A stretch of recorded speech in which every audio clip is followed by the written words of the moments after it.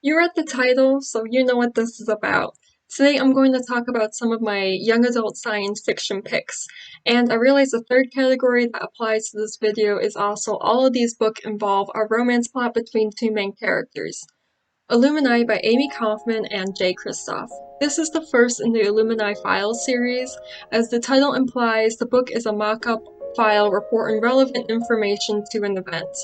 Illuminai begins with the breakup of our two main protagonists, Katie and Mason. Shortly after, the mundane teenage drama is interrupted with an invasion on their humble mining colony.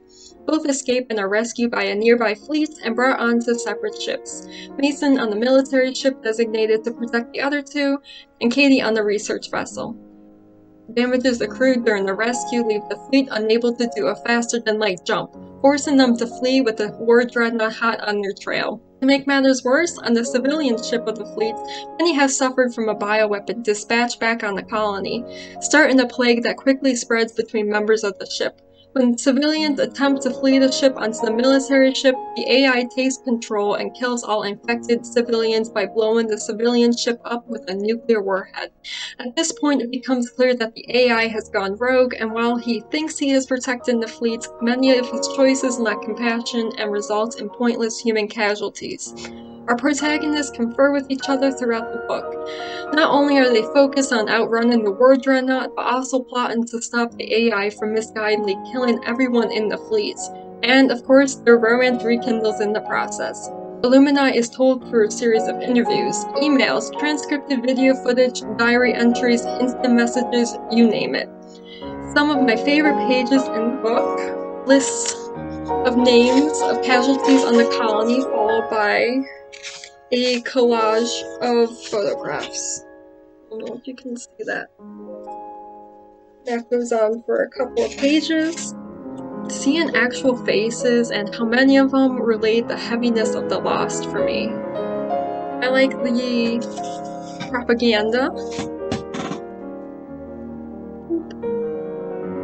Obviously aimed towards kids to relay what went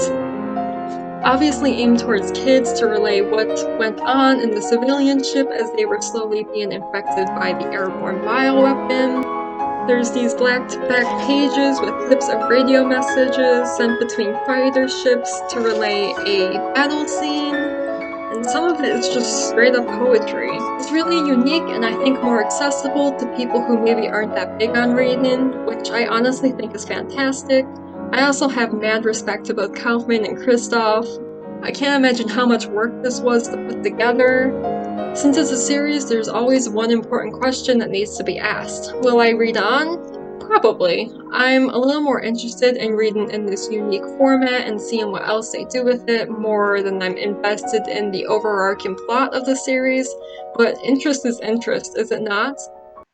One of the points I forgot to put in my script was that there is so much swearing in this book, and just like flipping through the pages to find the particular pages I wanted to highlight, I see like the redacted out swear words in the book. Which I'm not against swearing in literature, it's just that it seemed a little excessive at times, and it seemed like literally every single character swears, and there's so many characters in this book too, so I was like, you can cut back a little bit. The Weight of Stars by K. Ancrum. This one is lighter on the sci-fi elements, taking place mostly on Earth and in the near future. It follows the aftermath of a private space project which sent a group of select humans on a one-way trip out into space, with the intent of them reporting back to Earth what they have seen, as well as the emotional impact of the trip. The book's love interest, Alexandria, is the daughter of a woman sent on this trip, born shortly before her mother's departure.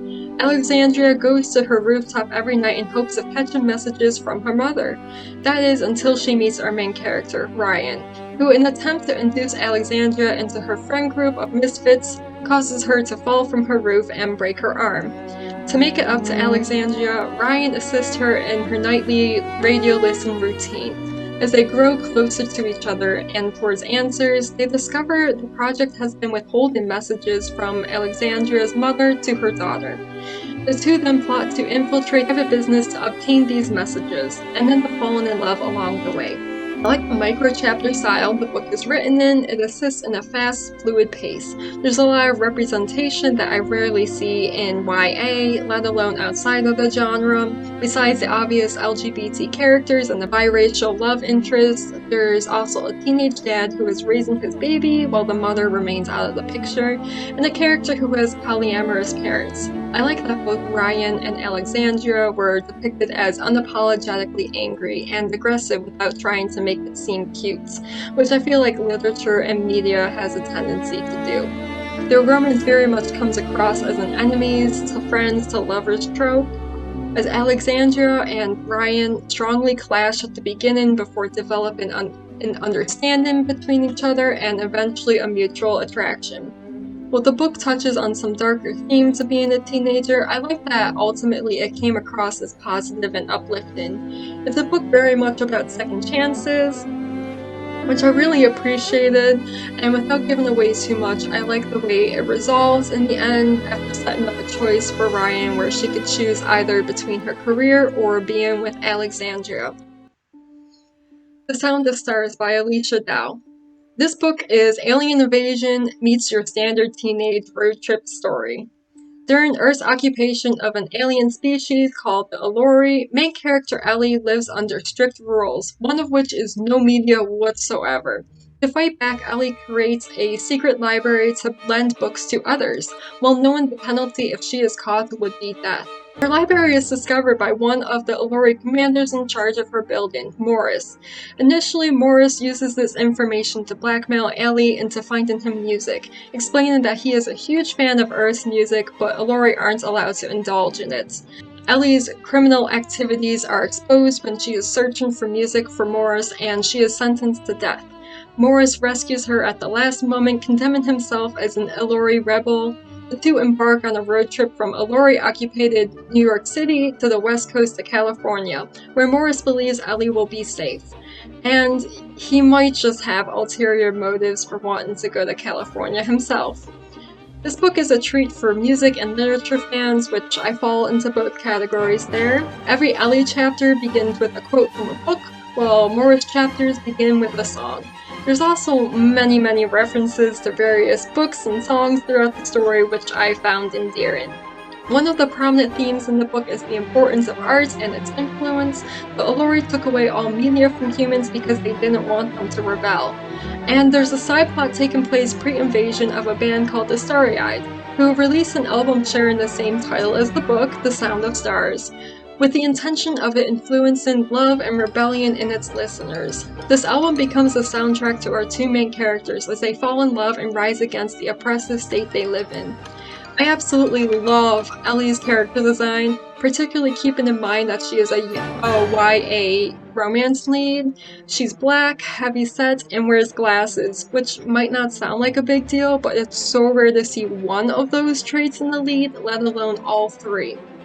She's also demisexual, which I've never seen any rep for in a book before, and it's cool to see that in a book with a strong romance plot. Racial inequality plays a role in this book. Ellie relates her own experiences with how her race others her. She's shown at multiple points fearing being hate crimes while alone with a white person, and I love these details being included because while ideally humans should all be on the same side during the invasion, it really shows how deeply ingrained racism is in our society and how irrational it is. Morris as well is seen as a lesser being because he is something called a lab mate. As the word implies, he was not born like a true Illuminae would be, but fabricated from his mother's genes in the lab. Lab mates are seen as servile and expendable by true Illuminae. Their sole purpose is to be foot soldiers in an invasion, while true Illuminae remain in space until the planet is prepared for them. Like, it's kind of brilliant and parallels experiences Ellie has as a black woman. These parallels of racial inequality are powerful undertones. One of my favorite parts is when Morris is imprisoned by human rebels, and who speaks up for him in that moment is a brown woman. And though little else is told about this woman besides her race, the implication there is she knows what it's like for someone to look at her and judge her from her appearance, thinking she is a terrorist because of the tone of her skin. It's her implied past experiences with prejudice which leads to her standing up for him in that moment. I thought it was really beautiful and powerful. This one was the only one on the list where I felt the romance was maybe overly sappy. There's nothing wrong with that, it just wasn't my particular preference. Still a great book overall. We Are the Ants by Shaun David Hutchinson. This one I was conflicted about including on this list. I thought about giving it its own separate video because I wanted to talk about it with spoilers included. I'm going to do my best without revealing anything too big about it, but let's just say I have reservations about calling this one a true science fiction. The story follows Henry, a high schooler who has been periodically abducted by aliens since he was 13. The aliens gave him an ultimatum. The world is about to end in less than a year, and Henry has the ability to stop it. All he has to do is press a red button. But Henry isn't sure that the world is worth saving. His father left when he was young, and his mother never recovered from it. His grandmother, who lives with them, is beginning to suffer from Alzheimer's. His brother is a college dropout and knocked up his girlfriend, and Henry's boyfriend committed suicide last year. Not to mention, the entire school knows Henry believes he was abducted by aliens, which earned him negative attention from bullies and the nickname Space Boy. I struggled at the start to get into this book. I found the narration to be overly sarcastic and trying too hard to be entertaining. Either it mellows out as the book goes on, or I became immune to it. It has pacing issues at certain points. There's an action-heavy scene where Henry is pushed into the empty art room by one of his bullies, and the story pauses for Henry to contemplate the art on the walls before he says, "What was that for?" And the introduction of Diego, the love interest, is utterly unbelievable. Diego is a new student, and on his first day of school, he gets lost and decides to barge into a random classroom and say he is a nude arts model. Absolutely and entirely making a spectacle of himself in front of a group of people he's never met before and who he will be going to school with for the rest of his high school career. Like, I just can't accept that any person would actually act this way, and it's not even particularly consistent with his character. Anyway, there were parts of this book I did actually like for being about a gay high school boy who was bullied, ridicule. I'm pleased that his sexuality was never the object of ridicule. Homophobia is real and present in society, but I get tired of every single book with an LGBT protag being either about coming out or overcoming homophobia. This one was nice because Henry could have easily been written as a straight character, and it wouldn't have altered the plot any. Hutchinson chose to make him gay. And I like the choice of issues this book did decide to cover, mental illness being a big one, and I caught on fairly early that the button choice to save the world was a metaphor for suicidal thoughts. It's not always thinking I want to die, but sometimes more like I don't want to be alive. And Henry's fixation on the end of the world was actually pretty relatable to what I went through in my teen years while grappling with depression. I have yet to see Alzheimer's covered in a YA book before, and I liked that familial relations was at the forefront of the story. I think families in YA tend to be shoved aside. It's like, where are the parents while all this is happening? The book ends with not only one, but two tropes that I don't always love, and I don't think they worked for me in this book. Regardless of my personal feelings on this book, I do think it is worth reading. I think it has its audience, and I think I would have liked it a lot more as a teen than I did reading it now. Once again, I'm not sponsored, but if any of these titles in this video pique your interest, I ask that you choose to support independent bookstores. We continue to be in a pandemic, and it's the small businesses that are hurting the most. You can either try getting in touch with a local bookstore that is near and dear to you, or if that's not possible, there's bookshop.org, which allows you to shop from participating independent bookstores. I'll drop a link below. Thanks for watching!